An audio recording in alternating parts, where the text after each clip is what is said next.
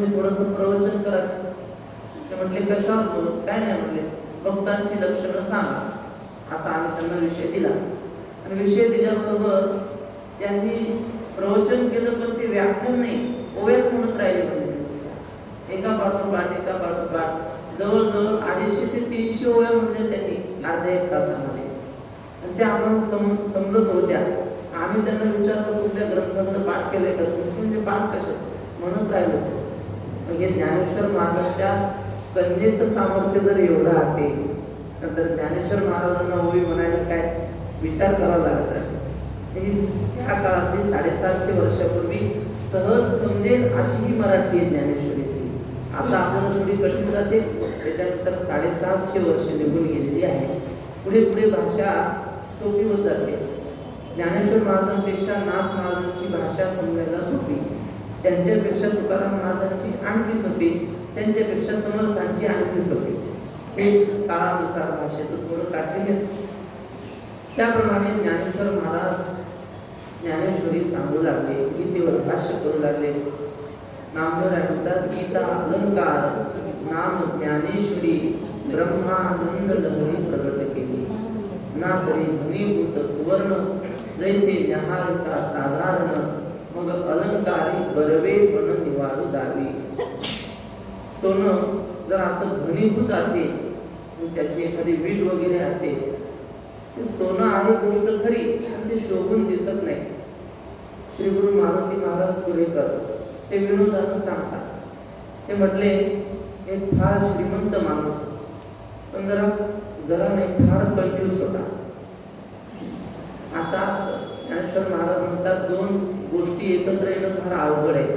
जेथ श्रीमंती आणि दया. श्रीमंतही असेल आणि दयावान उदारही असेल तर तो सामान्य माणूस समजू नये, तो साक्षात देवाचा अवतार आहे असं समजावं. देवाची विभूती येते. जेथ श्रीमंती आणि दया दोन्ही वसती आलिया ठाया, ते जाण धनंजया विभूती माझी. आणि असा तो श्रीमंत कंजूस होता. घरी पुष्कळ सोनं नाणं, पण महिलांना अंगावर घालायला दागिने कधी केले नाही. पण गावातल्या महिला त्या घरातल्या सुनांना वगैरे म्हणायच्या, आता काय तुमच्या श्रीमंतीचा उपयोग, तुमच्या अंगावर फुटका म्हणे नाही, अशा त्या हसायच्या. एकदा नाईलाजाने सुनबाई मामा तिच्या सासरे बुवांना म्हटले, मामाजी आम्हाला सोनं घालायची हौस नाही, पण गावातल्या महिला तुमची टिंगल उडवतात. एवढी संपत्ती असून तुमचा सासरा अंगावर सोनं घालत नाही तुमच्या. त्याला राग, मला असतात काय. घरात गेला, 1 किलोवर सोन्याची वीट होती, ती अशी घेतली, उपरण्यात बांधली. सुनबाईला म्हटलं, इकडे तिच्या गळ्यात ते उपरणं बांधलं, जा म्हणे आता गावभर फिरून दाखव, आमच्याकडे पण सोनं आहे. आता ते किलोभर असो नाही तर 2 किलो असो, सोनं आहे गोष्ट खरी, पण ते शोभत नाही ना. ज्ञानेश्वर महाराज म्हणतात, गीता म्हणजे शुद्ध, ज्याला काय म्हणतात 16 नंबरी सोनं आहे, पण त्याचे अलंकार केल्याशिवाय ते शोभणार नाही. नामदेव महाराज म्हणतात, ज्ञानेश्वर महाराजांनी ते गीता रूपी शुद्ध सोनं घेतलं आणि त्याचे अलंकार केले. वैकुंठवासी शंकर महाराज खंडारकरांनी फार सुंदर वाक्य दिले ज्ञानेश्वरीच्या प्रस्तावाने. ते म्हटले की गीता ही उत्तर प्रदेशात निर्माण झाली, कुरुक्षेत्रात. ज्ञानेश्वर महाराजांनी काय केलं, उत्तर प्रदेशातल्या गीताबाईला महाराष्ट्राची पैठणी नेसवली. गीता अलंकार नाम ज्ञानेश्वरी ब्रह्मानंद लहरी प्रगट केली. ज्ञानोबारायांनी गीतेला अधिक सुंदर केलं. लोक गीता विकतात, त्याच्यावर लिहिलेलं असतं भगवद्गीता जशी आहे तशी. आमच्या ज्ञानेश्वर महाराजांनी जशी आहे तशी, त्याला काय उपयोग, ते तर आहेच आहे, पण माऊलीने आहे त्यापेक्षा करोडो पटीनं सुंदर केले. जे ज्ञानेश्वरी वाचतात त्यांच्या लक्षात येईल, एका ओळीमध्ये किती अलंकार म्हणा. पहिलीच ओळी ज्ञानेश्वरीची, ओम नमो या वेद प्रतिपाद्या जय जय स्वसंवेद्या आत्मरूपा. कळत नाही, एका माणसाने प्रवचनाला घेतलं, त्याला आपलं पहिली ओळी सोपी असेल, बसला प्रवचनाला आणि अर्थ सांगितला. लोकांना म्हटलं, ज्ञानेश्वर महाराज या ओळीतून सांगतात की लोक हो ज्ञानेश्वरीचं पारायण करा, पण पारायण करताना काही मोजायचे नाही. ओम न मोजी आद्या. दुसरा म्हटला अरे हे अभ्यास करतो की नाही, काही अर्थ सांगतोस असं नाही. ज्ञानेश्वर महाराज म्हणतात की मी आता गीतेवर भाष्य करायला बसलोय. ज्ञानेश्वरी सांगतो आहे आता माझ्यापुढे किती मोठे विद्वान येऊन बसू द्या, मी कोणाला मोजणार नाही. ओम न मोजी असं सांगतो. हे असे सामान्य अर्थ नाही. ज्ञानेश्वर महाराजांची भाषा गूढ आहे. मला श्री गुरु साखरे महाराजांनी ज्ञानेश्वरीच्या प्रस्तावनेत लिहिले की पहिल्या ओळीमध्ये ज्ञानोबांनी ब्रह्मसूत्राच्या 4 सूत्राचं भाषांतर केलेलं आहे. ओम या शब्दाने ब्रह्माचा निर्देश केला. ओमित एकाक्षरम ब्रह्म अर्थात ब्रह्म जिज्ञासा पहिलं सूत्र फक्त एका अक्षरामध्ये. आद्य शब्दाने जन्माद्यस्य यतः हे सूत्र त्या आद्य शब्दामध्ये ग्रथित केलेलं आहे. पुन्हा वेद प्रतिपाद्या शास्त्र योनित्वा आणि आत्मरूपा तत्व समन्वया या 4ही सूत्राचं माऊलीने फक्त एका ओळीमध्ये. हे श्री गुरु साखरे महाराजांसारखी ज्यांना नजर आहे अशा महात्म्यांना कळू शकतं की माऊलीने यात काय सांगितलंय. एका ओळीमध्ये एवढा अर्थ दडलेला आहे. म्हणून नामदेव महाराज म्हणतात की ज्ञानेश्वरी समग्र आपल्याला अभ्यास आधीच्या प्रमाणे अनुकरण करता आलं चांगलीच गोष्ट आहे. पण ज्ञानेश्वरीच्या एका ओळीप्रमाणे जरी आपलं जीवन आपण बनवलं तरी आपलं कल्याण होईल. नामा म्हणे ग्रंथ श्रेष्ठ ज्ञान देवी एक तरी ओवी अनुभवावी.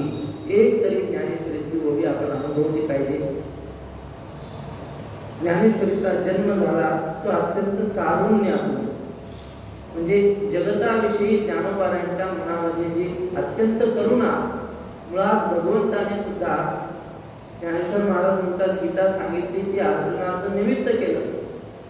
अर्जुनाची ती व्याजे गीता प्रकाशुनी श्रीराजे संसारा एवढे थोर रोजे पिढीले जगाचे.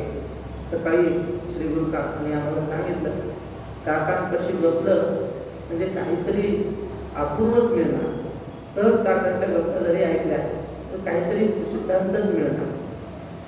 काका म्हणले की युद्ध ठरलं कौरव पांडवांचं आणि मग श्रीकृष्णाकडे मदत मागण्यासाठी दोघेही गेले.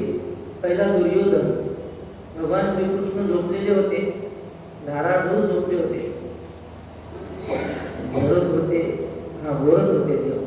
तुम्ही म्हणा तुला कसं काय माहिती? गोवी आहे म्हणून हा वेदांत सागर जया निद्री ताचा गोड म्हणून गोरणाऱ्या माणसाला नाव ठेवणं काही परंपरा आहे बर.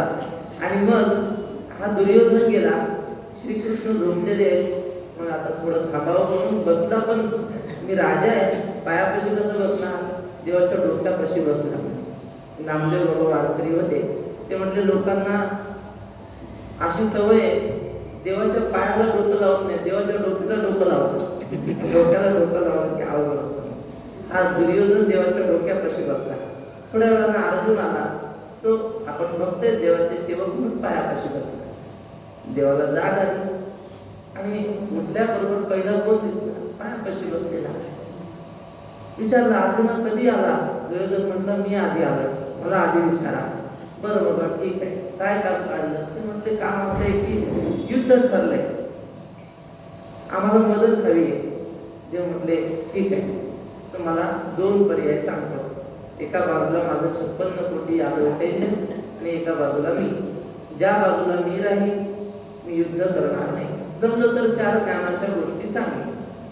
दुर्योधनाने ते ऐकलं, मनात विचार केला ज्ञानाच्या गोष्टी सांगायला ते काही सप्ताह आहे का? म्हणजे प्रवचन करायला तर युद्ध करायचंय, ज्ञानाच्या गोष्टी नको. मग मला यादवी सैन्य हवंय. ठीक आहे, देवाने त्याला दिलं. दुर्योधन निघून गेला, त्याला तेच पाहिजे होतं. आणि मग अर्जुनाला आता पर्याय राहिले नाही. देव हसू लागले, अर्जुना आता तुला 2 नाही, तुला एकच घ्यावं लागेल. आणि तेही म्हणजे दोन्ही घेऊन गेलाय दुर्योधन. आता तुझ्या पदरात फक्त ताक आहे. मी आहे म्हणजे काय, मी युद्ध करणार नाही. आता काय करतो? हार निश्चित आहे तेरी मत हो तू उदास. माखन तो दुर्योधन ले गया अब बची है सिर्फ छाछ. आता ताक आहे तुझ्या पदरात. अर्जुन हुशार होता, तोही हसला. अर्जुन म्हटला देवा जीत निश्चित है मेरी, क्यों हो उदास? माखन का मैं क्या करूं, माखन चोर है मेरे पास. पण दह्यातल्या दोन्याचं काय करायचंय? दोन्ही चोरणार आहे ना माझ्या बाजूला. आणि युद्ध ठरलं. अर्जुनाने आनंदाने भगवंताचा स्वीकार केला. नाही, त्यासाठीच तो आला होता. तो मज व्हावा, तो मज व्हावा अशीच मनात इच्छा होती. तोच मिळाला आणि युद्ध ठरलं. युद्धाची तयारी सुरू असताना विदुर काकांना जाणवलं की युद्ध टाळण्याचा आपण थोडासा प्रयत्न केला पाहिजे. कारण उद्याचं भविष्य आपल्यालाही काहीतरी दोष देणार की तुम्ही शहाणे माणसं, जाणती माणसं असताना काहीच युद्ध टाळण्याचा प्रयत्न केला नाही. युद्धाच्या आदल्या दिवशी विदुर काका गेले. रात्रीच्या वेळी धृतराष्ट्राला समजावून सांगू लागले की महाराज, तुम्ही राजे आहात. तुम्ही जर ठरवलं तर हे युद्ध टळू शकतं. आणि विदुर काका धृतराष्ट्राला हे समजावून सांगत असताना दुर्योधनाच्या मनामध्ये संशय आला की रात्रीच्या वेळी एकांतात काय सांगतात माझ्या वडिलांना. म्हणून तो धृतराष्ट्राच्या पलंगाखाली लपून बसला. असं वक्ते महाराज म्हणायचे, काय सांगतो ते ऐकायला. विदुर म्हटले, धृतराष्ट्र महाराज, तुम्ही युद्ध टाळू शकता. धृतराष्ट्र संभावित होता, म्हणजे वरून संभावितपणा दाखवायचा, पण आतून दुर्जनच होता. त्याच्या मनात होतं युद्ध व्हावं. धृतराष्ट्र म्हटलं, काय करू विदुरा, मला वाटतं युद्ध होऊ नये, पण काय करू. हा दुर्योधन ऐकत नाही. वक्ते महाराज म्हणायचे, दुर्या ऐकत नाही त्यांची भाषा. दुर्योधन ऐकत नाही म्हणजे काय करू. असं ऐकल्यावर विदुर म्हटला, महाराज, जर एकटा दुर्योधन ऐकत नसेल आणि त्याच्यामुळे एवढा विनाश घडणार असेल तर शास्त्र असे, त्यजेत एकम कुलस्य अर्थे ग्रामस्य अर्थे कुलम त्यजेत ग्रामम जनपदस्य अर्थे आत्मार्थी पृथ्वीम त्यजेत. एखाद्या कुलाचा नाश एका माणसामुळे होत असेल तर कुलाचं रक्षण करण्यासाठी एकाला हाकलून द्या. एखाद्या कुटुंबामुळे अख्खा गावाचं वाटोळं होत असेल तर त्या कुटुंबाला वाळीत टाकावं. एखाद्या गावामुळे पूर्ण जिल्ह्याचं वाटोळं होत असेल तर त्या गावाचा त्याग करावा. आणि जगामुळे जर आपल्या आत्मकल्याण होत नसेल तर सगळ्या जगाचा त्याग करावा आणि आत्मकल्याणाकडे जावं, अशी विदुर नीती त्याने सांगितली. आणि हे दुर्योधनाने ऐकलं की काय सांगतात हे, दुर्योधनाचा त्याग करा असं सांगतात ना. दुर्योधन बाहेर आला पलंगाच्या खालून. म्हटलं, माझ्या बापाला माझ्या विरुद्ध भडकवता काय. त्या विदुर म्हणजे सख्खा चुलता त्याचा हाताला धरलं, ओढत राज्याच्या बाहेर हाकलून दिलं. पाय ठेवायचं नाही म्हणजे राज्यात. हाकलून दिल्यावर ही बातमी पांडवांना कळाली. सगळे पांडव दुःख करू लागले, रडू लागले की विदुर काका जरी कौरवांच्या बाजूने असले तरी ते साधू आहेत, महात्मे आहेत, आणि त्यांचा अपमान दुर्योधनाने केला, त्यांना हाकलून दिलं. ही गोष्ट योग्य घडली नाही. सगळे पांडव रडत होते आणि भगवान श्रीकृष्ण आनंदाने उड्या मारत होते. हे अर्जुनाने पाहिलं. अर्जुन म्हटला, कृष्णा, महात्म्याचा अपमान झाल्यावर जर तुला आनंद होत असेल तर हे लक्षण चांगलं नाही. आणि जर आमच्या चुलत्याच्या अपमानाने तू आनंदी होत असेल तर आमच्यात राहू नको. म्हणले, आम्ही हारलो तरी चालेल, तू निघून जा, तुझी गरज नाही मला, असं अर्जुनाने स्पष्ट सांगितलं. आणि मग श्रीकृष्णाने सांगितलं, अर्जुना, मी का हसतोय जरा लक्षात घे. मला आजपर्यंत संशय होता की युद्ध तर होणार आहे, पण विजय कौरवांचा होईल की पांडवांचा होईल. कारण असं होतं, म्हणजे कौरवांच्या बाजूने सुद्धा एक साधू होता, आणि ज्या बाजूने साधू आहे त्या बाजूचा पराभव कधी होऊ शकत नाही. पण आज मला खात्री झाली की त्यांनी साधूला हाकलून दिले ना, साधूचा अपमान केलाय ना, मग मात्र आता कौरवांचा विनाश अटळ आहे. म्हणून मी हसतोय, म्हणून मी उड्या मारतोय. जिथं सज्जनाचा अपमान होतो, श्री गुरु भगवान महाराजांनी सांगितलेलं सांगतो. ते पहिल्या अध्यायामध्ये श्लोक आहे. दुर्योधन द्रोणाचार्यांना म्हणतो, आचार्य बघा की राजोवाचा पश्येतां पांडुपुत्राणां आचार्य महतीं च पश्येता पांडुपुत्राणां आचार्य महतीं च व्यूढां द्रुपदपुत्रेण तव शिष्येन धीमता. आचार्य द्रोणाचार्यांना म्हणतो, महाराज बघा, तुमच्या बुद्धिमान शिष्याने कशी सेना, तुमच्या नाही, तव, हे संस्कृत मध्ये तव म्हणजे तुझ्या. आता आचार्य द्रोणाचार्य हे काही नुसते पांडवांचे गुरु नव्हते, याचे गुरु होते ना धनुर्विद्येचे. पण गुरुला आदरपूर्वक तुमच्या शिष्याने म्हणायला पाहिजे, तुझ्या शिष्याने म्हटला. गुरुला आले तुरे बोलला ना, श्री गुरु महाराज म्हणतात गुरुचा अपमान केला, दुर्योधनाचा विनाश आटळणे, तिथंच टाकलं. तव म्हणायला नव्हतं पाहिजे, भवतः शिष्येन, आपल्या शिष्याने असं काहीतरी म्हणायला पाहिजे होतं. पण नाही, दुर्योधनाने साधूचा अपमान केला आणि तिथून युद्धाला सुरुवात झाली. आणि मग रणांगणावर अर्जुन आला. देवाला म्हटलं, देवा की सेनयोगो उभयोगो मध्ये प्रथम स्थापय किंचित, माझा रथ दोन सैन्याच्या मध्ये उभा कर, मला पाहू दे की कोणाशी युद्ध करायचंय. मध्यभागी रथ उभा केल्याबरोबर त्याने पाहिलं आचार्या मातुलान भ्रातृन पुत्रान पौत्रान सखीं तथा. ज्ञानेश्वर महाराज म्हणतात ते तर म्हणी गजबज झाली. अर्जुनाच्या मनामध्ये विलक्षण गजबज निर्माण झाली की यांना मी कसा मारू, यांच्याकडे शिकलोय, यांच्याकडे लहानाचा मोठा झालोय. अर्जुन म्हणतो, देवा गुरुन हत्वा हि महानुभावा, या गुरुंना मी कसा मारू. लोक म्हणतात अर्जुन युद्धाला घाबरला नाही म्हणजे तो.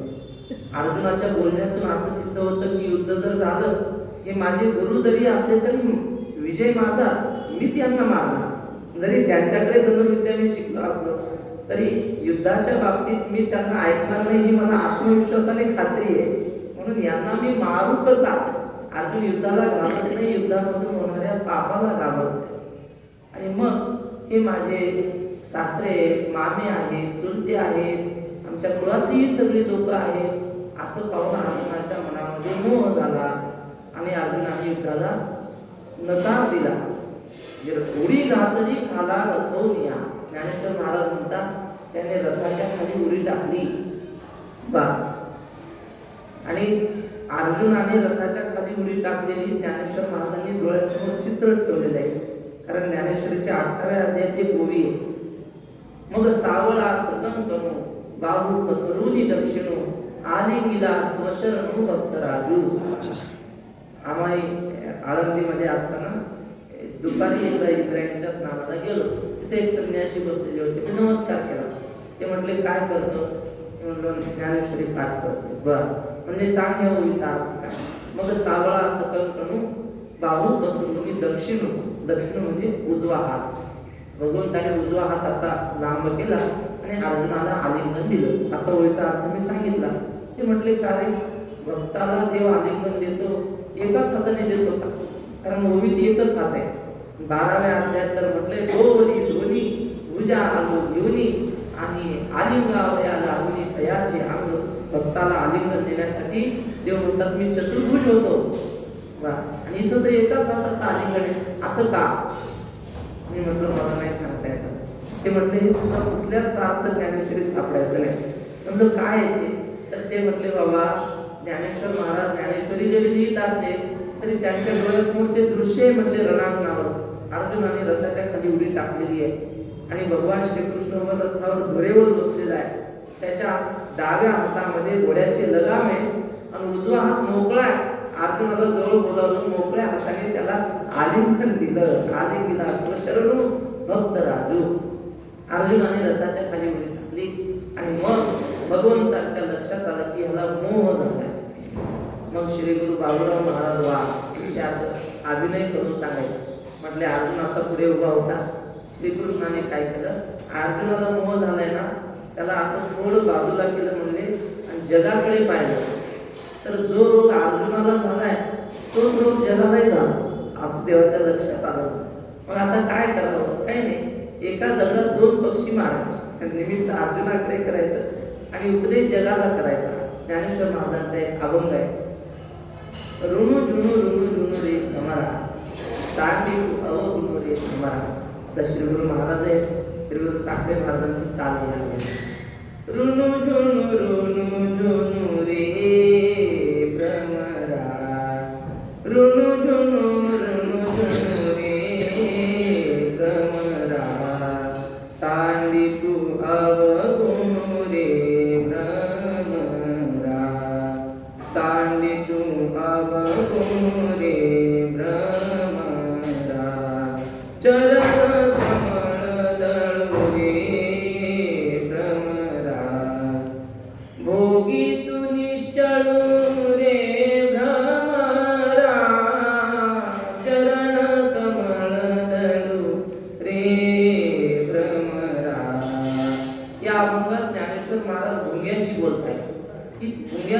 अवघड सोडून दे.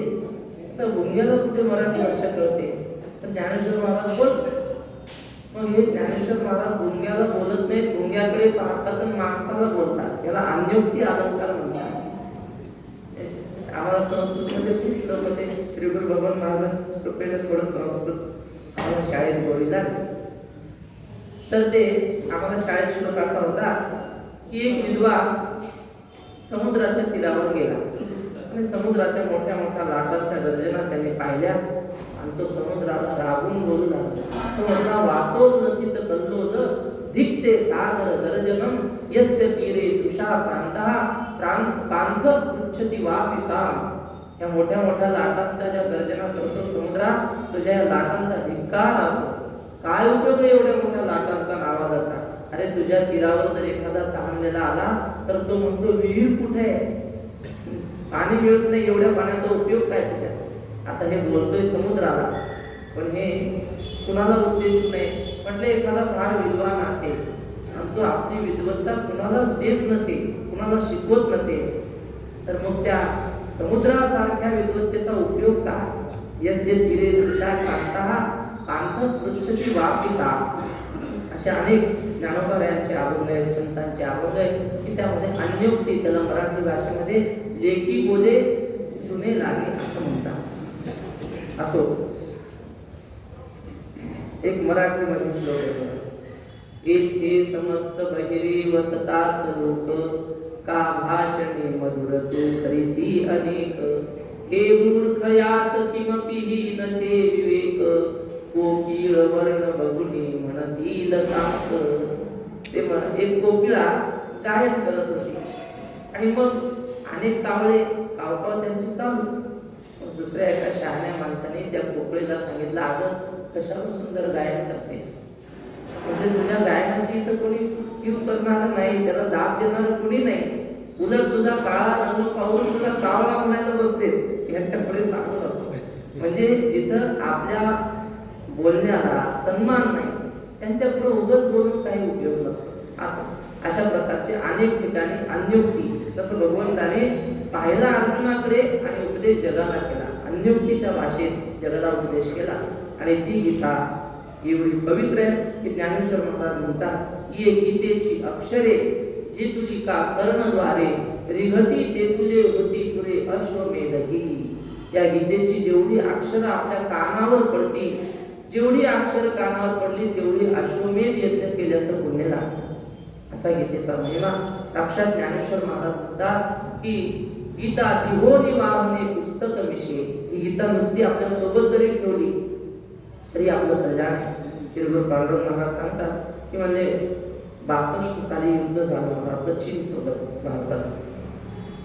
तर त्यावेळी आळंदीला एक सैनिक आले, मिलिटरी मॅन आपले, आणि ते युद्धाची तार आली की लवकर तुम्ही या सीमेवर. ते घाबरले की आता जाऊन युद्ध करायचं, युद्ध करताना कदाचित आपल्याला मरण येऊ शकतं. ते घाबरले ना आळंदीला आले. कन्हैया आश्रमामध्ये परमहंस परिव्राजकाचार्य सद्गुरू आनंदाश्रम स्वामी महाराजांकडे आले आणि स्वामींना म्हटले, महाराज मला तार आली, लवकर जायचं, पण काय करू, मला भीती वाटते युद्ध करायची. स्वामी म्हटले, त्यात काय म्हणते? अशी एक गीता होती स्वामींकडे. म्हटले, ही गीता तुझ्या खिशात ठेव, तुला काही होणार नाही. आणि मग असे डाव्या बाजूला खिशात गीता ठेवून गेले लढाईला. लढाई सुरू असताना त्यांना गोळी लागली. डाव्या बाजूला गीता होती ना, उजव्या बाजूला छातीत गोळी लागली त्याची. आणि मग त्यांच्या पद्धतीप्रमाणे दवाखान्यात उपचार केले आणि ती गोळी ऑपरेशन करून काढली.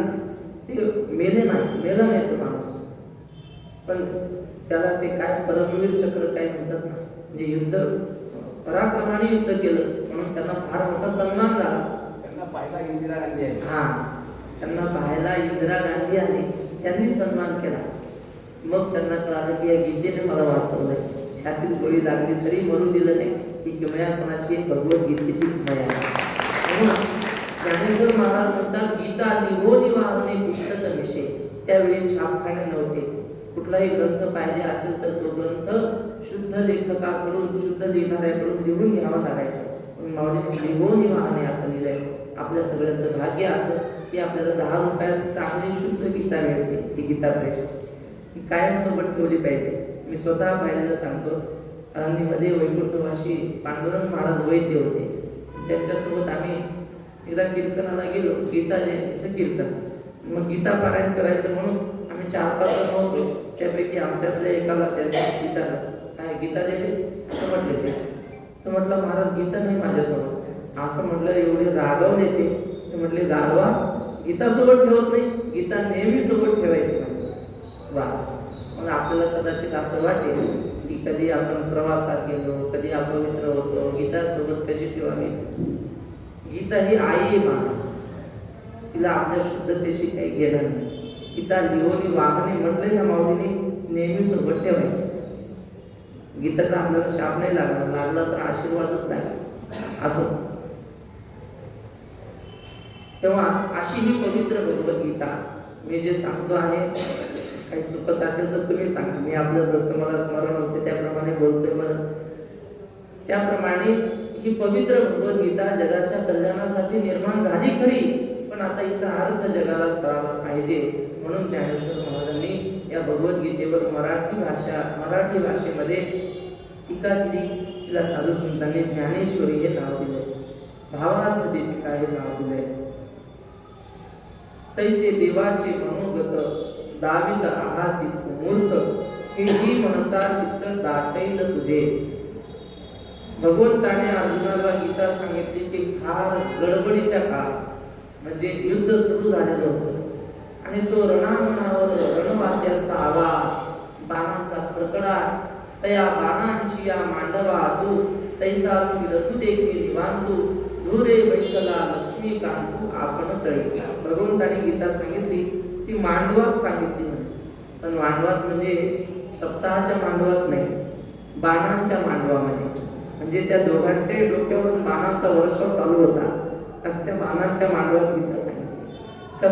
कसा प्रसंग असेल. आपल्या प्रवचनामध्ये थोडासा काही गडबड गोंधळ आवाज आला की आपल्याला विक्षेप होतो, आणि अर्जुनाने एवढ्या विक्षेपात ऐकलं. म्हणून माऊली म्हणतात, अर्जुनाची पांती जे परिसरेया योग्य होती, ती कृपा करून संती अवधान द्यावे.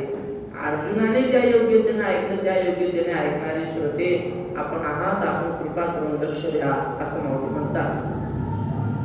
तेव्हा ही भगवद्गीता रणांगणावर देवाने सांगितली, पण फार गोंधळ होता म्हणून देवाने अगदी थोड्या वेळात सांगितली. स्वामी रामसुखदासजी महाराज त्यांनी भगवद्गीता किती वेळात सांगितली याबद्दल त्यांनी 10 ते 15 मिनिट एवढ्याच वेळात देवाचा नारायणाचा संवाद झाला. मग लोक म्हणतील महाराज 700 श्लोक 10 मिनिटात कसे काय होऊ शकतात. ते म्हटले देवाने श्लोक सांगितलेच नाही.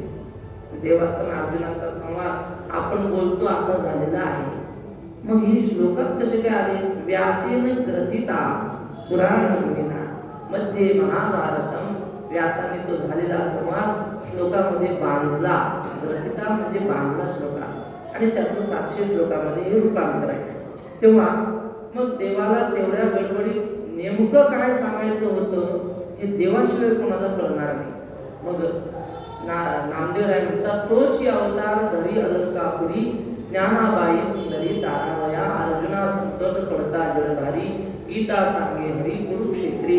अर्जुनाला संकट पडलं त्यावेळी कुरुक्षेत्रावर भगवंताने गीता सांगितली, आणि तोच भगवान श्रीकृष्णाचा अवतार आळंदीला झाला, आणि आळंदीमध्ये येऊन ज्ञानोबारांनी त्या गीतेचा भावार्थ प्रगट केला ज्ञानेश्वरीच्या रूपाने. आणि ती ज्ञानेश्वरी कशी आहे आता आपल्याला रोज आपण पारायण करतोच आहोत. ज्ञानेश्वरीचा पूर्ण आपल्याला भावार्थ तर पाहता येणार नाही, पण तात्पर्य याच्या काही 2-4 ओळ्या सांगतो. श्री गुरु काकांची अत्यंत आवडती ओवी. काका म्हणतात की कुठलंही कीर्तन प्रवचन असो, मला वाटतं ही ओवी सांगायचीच, रोज सांगायची.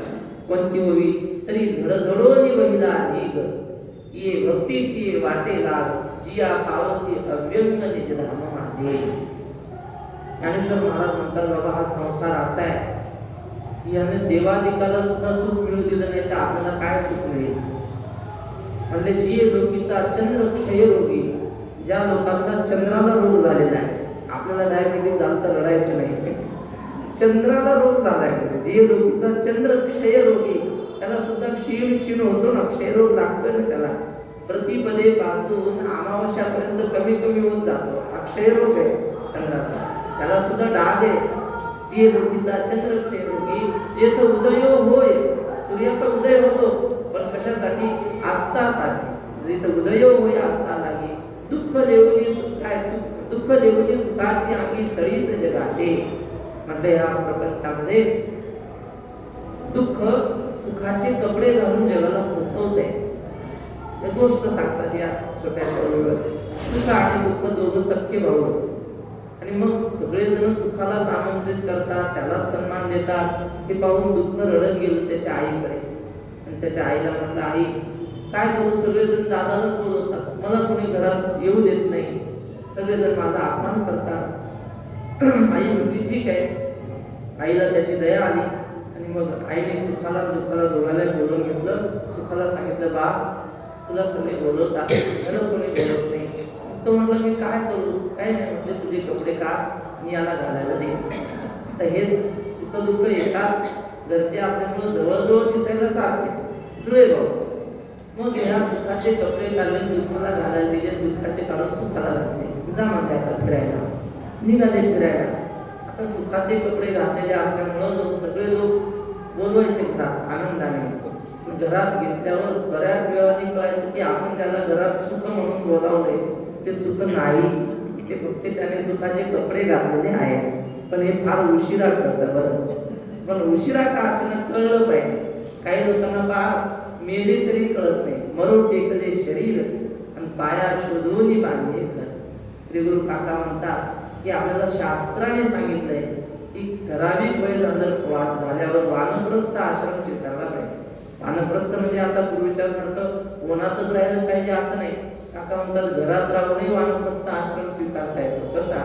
घरातल्या कुठल्याच कार्यात म्हणजे डोकं घालायचं नाही. पोरांनी विचारलं तर सल्ला द्यायचा. काका म्हणतात मनाने जर सल्ला देऊ लागलो तर पोरं म्हणतात तुम्ही गप्प बसा, तुम्हाला काही कळत नाही. काय नाही म्हटले, पाहुणा जसा घरात राहतो तसं राहायचं. गॅस संपला, पाहुण्याला काही टेन्शन आहे का? त्याला माहिती आहे आपल्याला वेळेवर जेवण मिळेल. ते कुठूनही गॅस आणून ब्लॅकने आणून काय तर कशाने आणून आपल्याला जेवण मिळेल. बरं, पाहुण्यासारखं घरात राहायचं, याला म्हणतात वानप्रस्थ आश्रम. बरं, तर अशा प्रकारे ज्ञानेश्वर महाराज म्हणतात प्रपंचात राहावं, आणि प्रपंचातून बाहेर निघताना कसं निघावं? झडझडून, म्हणजे तत्परतेनं बाहेर निघावं. श्री संत जनाबाई आपल्या श्री संत सखूबाई कराडवरून पंढरपूरच्या वारीला गेल्या. पण मागे काय होईल याचा विचार केला नाही. सासू काय म्हणेल ते म्हणो, मार खायची वेळ आली तर मार खाईल, पण आता माघारी फिरणं नाही. जडजडून वहीला आली आणि निघाली वारीसोबत, मागचा विचार केला नाही. बस श्री गुरु ब्रह्मीभूत दादा महाराज साखरे यांच्या प्रवचनात पाठामध्ये ही ओळी आली म्हणतात. जडजडून वहीला आली. आणि एका आजीने विचारलं, म्हणजे महाराज ती ओळी तुम्ही सांगितली, पण ते नेमकं जडजडून वहीला आली, ते जडजडून काय असतं ते मला कळलं नाही. दादा म्हटलं ठीक आहे, कधीतरी सांगेन. आणि मग एके दिवशी ते असा रबराचा साप असतो तो घेऊन दादा पाठाला बसले. जुन्या महात्म्यांची शिकवण्याची पद्धत होती ना, म्हणजे मुलाच्या विद्यार्थ्याच्या प्रश्नाचं उत्तर देण्यासाठी मरावं लागलं तरी चालेल, पण विद्यार्थ्याचा संशय दूर झाला पाहिजे. अहो शेवटी दादांनी विद्यार्थ्याच्या प्रश्नाचं उत्तर देण्यासाठीच देह ठेवला. त्याला म्हणायचे खरे गुरुजी. महात्मा देह कसा ठेवतो असा प्रश्न विचारला विद्यार्थ्यांनी. त्यांनी बसले, पद्मासन घालून, इंद्रायणीकडे तोंड केलं, उत्तरेकडे, आणि ओम असा प्रणवोच्चार केला. आणि महात्मा असा देह ठेवतो म्हणजे देह ठेवला. काय अधिकार असेल श्री गुरु दादा महाराजांचा. आणि असे त्यांना विचारलं त्या आजीने. ते म्हटले ठीक आहे, एखाद्या वेळी उत्तर देऊ.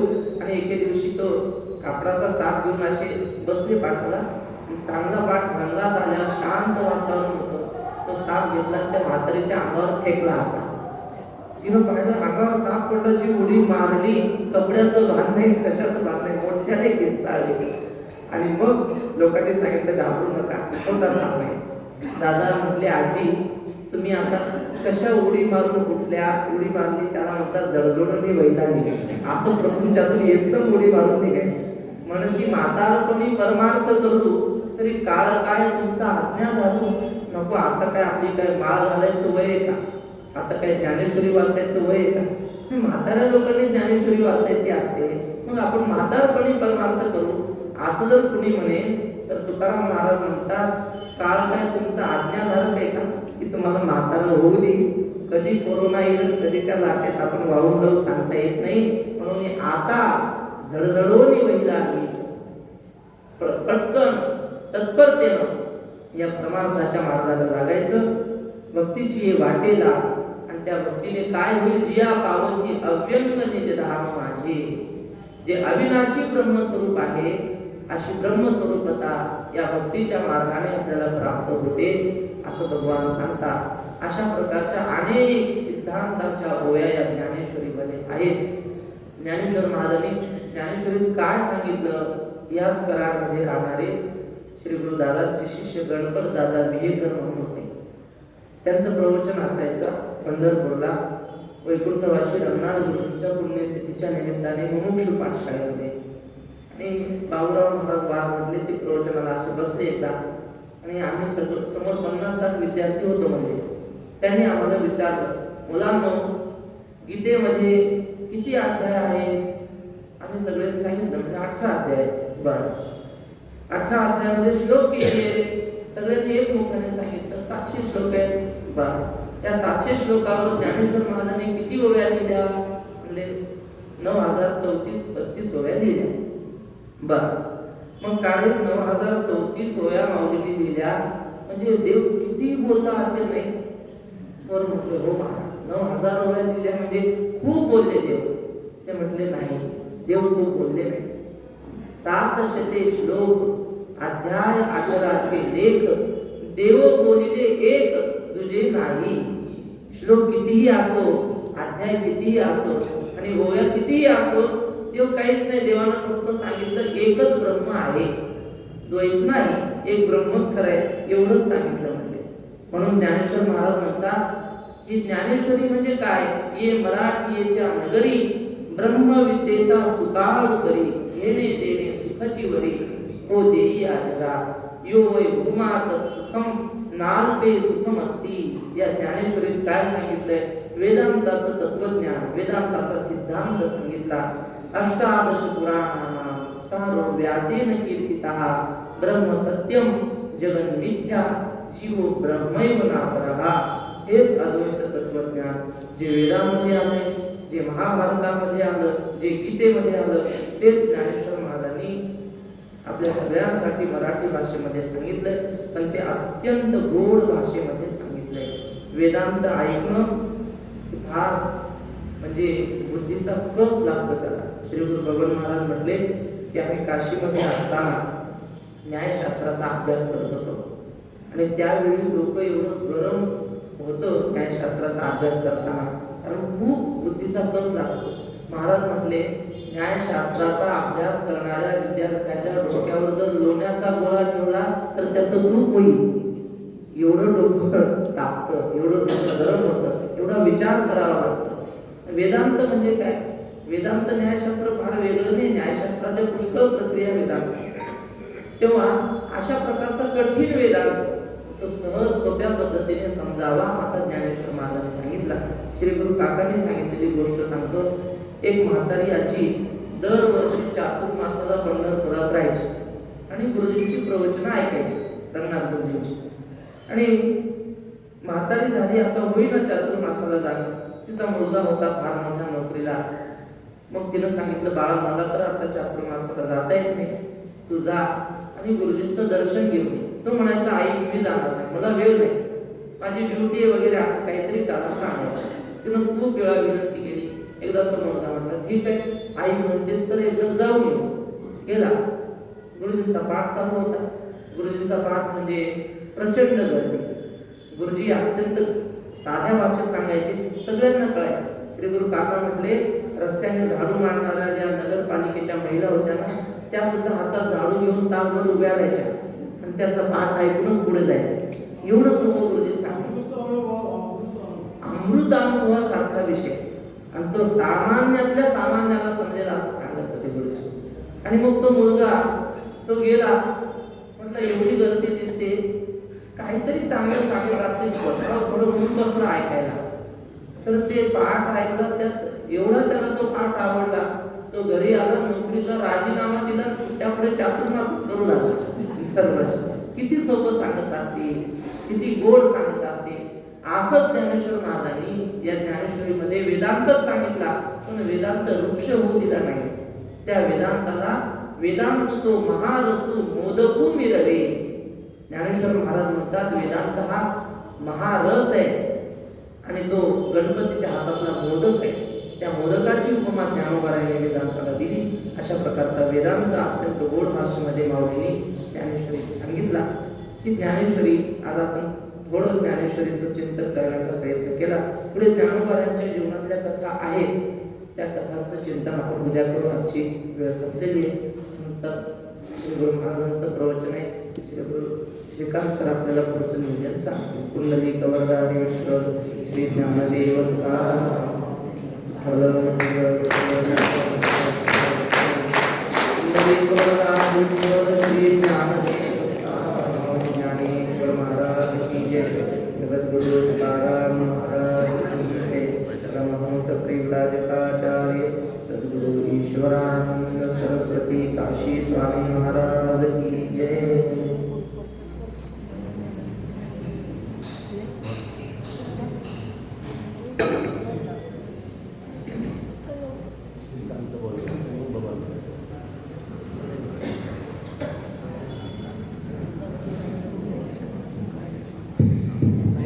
बरं का, एक अनुभव सांगायचा आहे. काही वर्षापूर्वी बद्रीनाथ केदारनाथला गेलो होतो. 4 धाम यात्रा होती, ते करायला गेलो होतो आम्ही. तर त्यावेळेला केदारनाथ ज्या वेळेला ढगफुटी झाली होती केदारनाथला, त्याच्या आदल्या वर्षी आम्ही गेलो होतो. तर त्यावेळेला एक दगड, मोठा दगड येऊन टायरवर आदळला असं ड्रायव्हरने आम्हाला सांगितलं. तर जाताना मी भगवद्गीता घेऊन गेलेलो होतो.